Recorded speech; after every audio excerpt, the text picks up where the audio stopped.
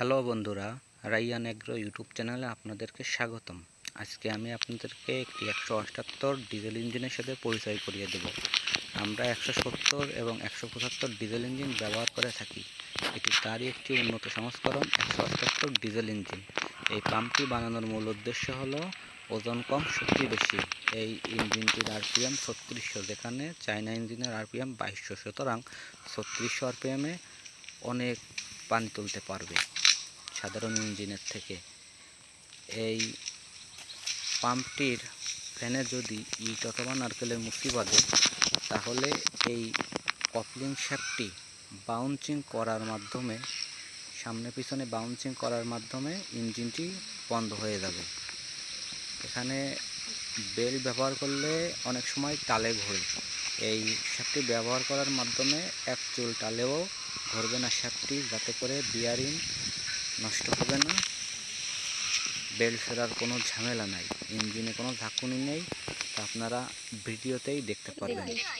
চলুন দেখা যাক কীভাবে ইঞ্জিনটা স্টার্ট করা হয়।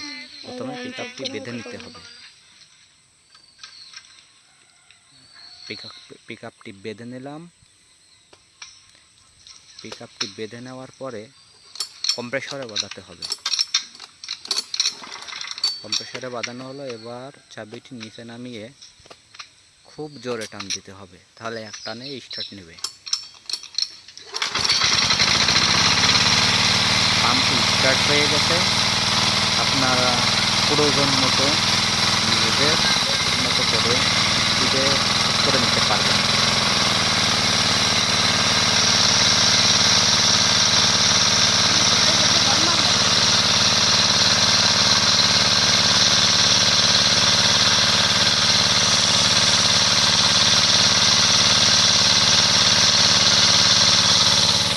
খুব সুন্দর পানি উঠতেছে।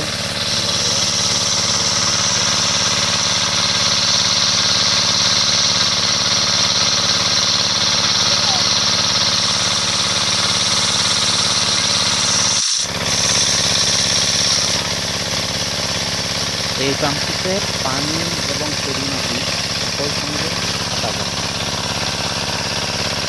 আপনারা ভিডিও দেখতে পাবেন।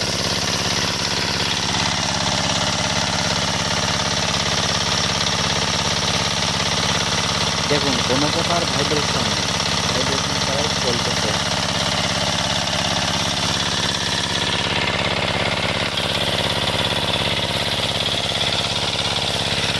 খুব সুন্দর পানি উঠতেছে, কোনো প্রকার ভাইব্রেশন নেই।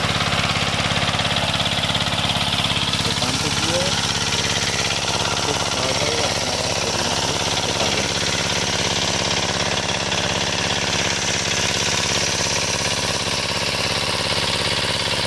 পাম্পটি ওজন অনেক হালকা, এটার ওজন 1 কেজির মতো। আপনারা চাইলে নর্মাল পাম্প ব্যবহার করলে এর থেকে অনেক ওজন কমানো যাবে। দেখুন, এখানে পরিমাটি কাটা হচ্ছে।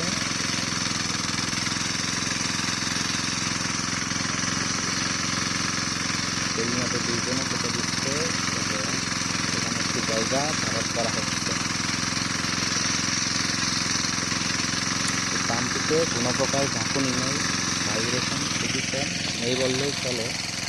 সমতল জায়গায় আপনারা কোনো প্রকার কলা গাছ অথবা কোনো প্রকার বাধা ছাড়াই ইঞ্জিনটি চালাতে পারবেন।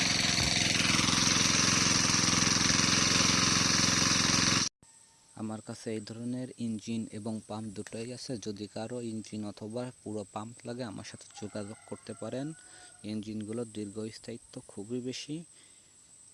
বাইরের বডি কাস্টিং এবং ভিতরের সকল মালই আপনার কার্বন স্টিল দিয়ে বানানো। এই ধরনের অনেক পাম্প আছে, আমার কাছে ইঞ্জিনও আছে, লাগলে যোগাযোগ করবেন।